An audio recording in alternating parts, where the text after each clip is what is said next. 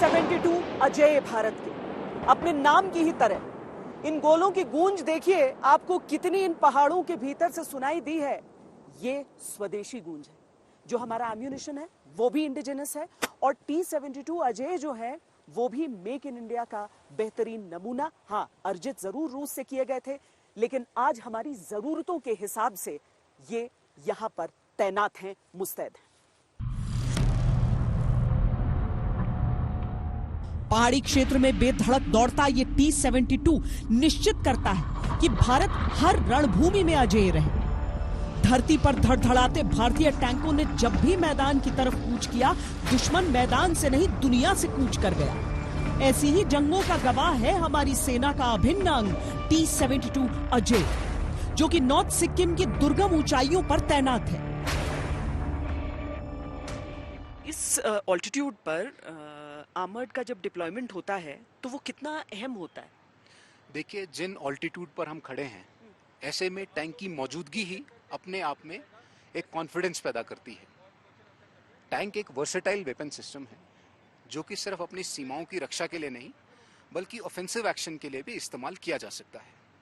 ऐसे में टैंक की मौजूदगी तमाम लड़ाकू दस्तों में एक कॉन्फिडेंस पैदा करती है कि हम अपनी सीमाओं की सुरक्षा और मातृभूमि के लिए किसी भी चुनौती और परिस्थिति से निपटने के लिए तैयार हैं।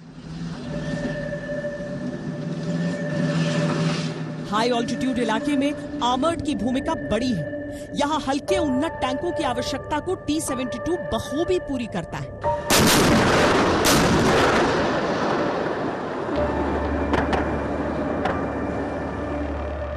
दिन के टाइम में और रात के टाइम में लड़ाई में ज्यादा अंतर नहीं रहा है। सो इस पर्टिकुलर टैंक के अंदर इसी चीज को मद्देनजर रखते हुए एक thermal imaging fire control system का प्रोविजन दिया गया है। What it does in a nutshell is कि जितने भी एटमॉस्फेरिक वेरिएबल्स होते हैं, जैसे कि atmospheric temperature, pressure, wind speed, इन सब का लॉन्ग रेंज एंगेजमेंट पे बहुत फर्क पड़ता है। This tank has got sensors wherein it can sense all the atmospheric variables. सबकी सेंसर रीडिंग लेता है और एक कंप्यूटर जो कि फायर कंट्रोल सिस्टम है, fully integrated with a thermal imaging system, उस कंप्यूटर को ये फीड करता है और गन को वेरी एक्यूरेटली टारगेट पे ले करता है। इससे फायदा ये होता है कि the speed of engagement reduces manifold and gunner बहुत ही accurately targets which are more than 1000 metres उनको वेरी एक्यूरेटली एंगेज कर सकता है। BMP-2 सारथ जो कि इतने हाई ऑल्टीट्यूड पर यहाँ पर फायरिंग के प्रैक्टिस कर रही है, ये कैनन फायर है, अलग अलग तरह के फायर इससे हो सकते हैं। सबसे दिलचस्प क्या है वो ये कि अगर जरूरत पड़े तो इतना रैपिड फायर होता है इससे कि 1 मिनट के भीतर लगभग 1000 राउंड हो जाए। ये किसी टैंक के चीथड़े उड़ाने में सक्षम है तो साथ ही किसी एयरक्राफ्ट को भी क्षति पूरी तरीके से पहुंचाने में।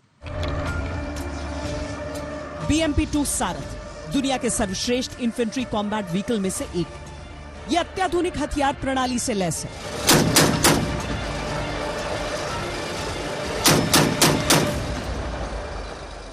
ये सारथ, और एक तरह से देखें तो इस माहौल में, इन परिस्थितियों में हमारा सारथी भी है, पर इसकी जो खासियत है वो भी हम समझ लेते हैं।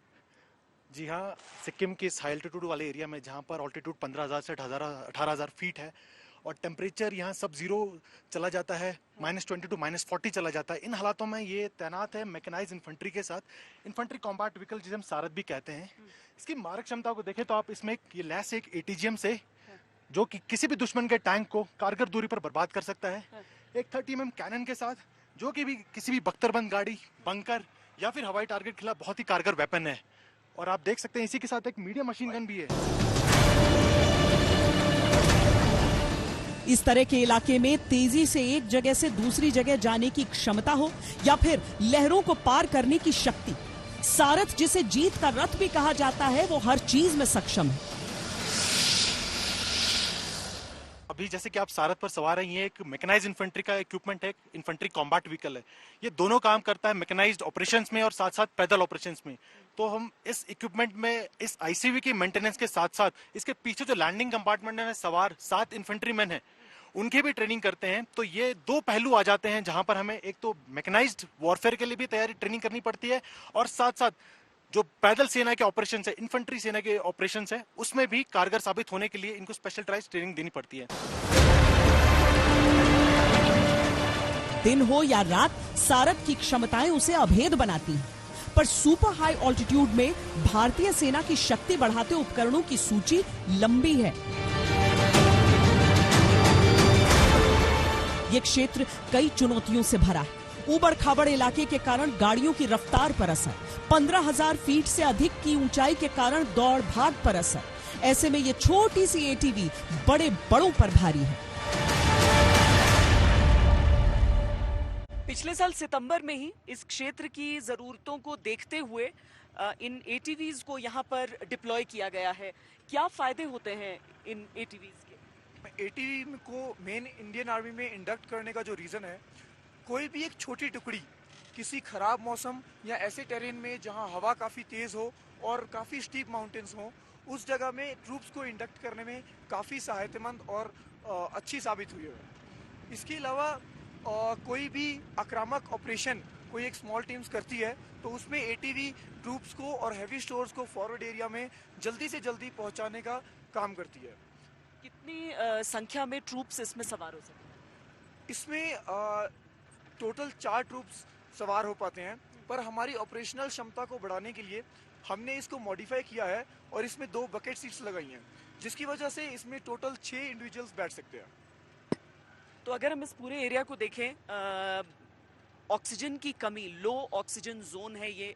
यहाँ पर आप चलते फिरते हैं, आपको धीरे धीरे चलने के लिए कहा जाता है। सैनिक भी अगर तेजी से यहाँ पर एक्लेमेटाइजेशन के बाद चलते भी हैं, फिर भी कुछ चीजें होती हैं जो एक तरह से बंदिशों में रहती हैं। लेकिन अगर इस तरह की गाड़ियों का इस्तेमाल, इस तरह की व्हीकल्स का इस्तेमाल किया जाता है तो एक तो मोबिलिटी, दूसरा वो तेजी जो हासिल कर लेते हैं हमारे सैनिक। अत्यधिक ऊंचाई वाले सरहदी क्षेत्र में इस एटीवी के मिलने से सेना की क्षमता कई गुना बढ़ी है, तो कई वाहनों और उपकरणों को सेना ने अपने अनुसार ढाला भी है।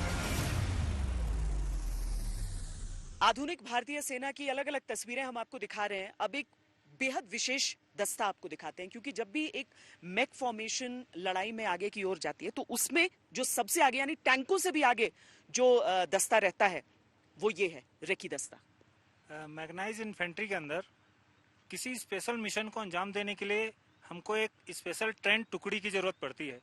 हम उनको ट्रेन करते हैं और उनको नाम देते हैं हम रेकी वॉरियर या रेकी प्लाटून, जो कि हमारे मैग फोर्स के अंदर एक आंख और कान होने का काम करती हैं।